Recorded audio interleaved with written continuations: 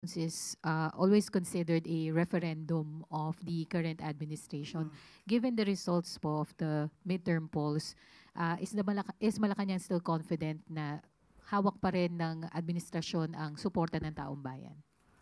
Naniniwala pa rin po ang Pangulo na malaki pa rin po ang suporta ng taong bayan sa administrasyon sa ngayon.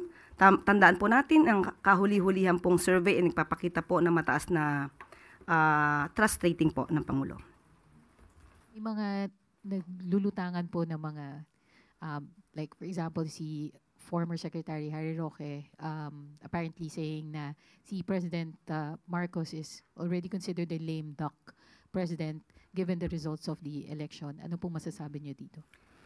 Kung lame duck po ang Pangulo at parang baliwala na po ang administrasyon, dapat bumalik po siya kaagad dito. We have follow-up question.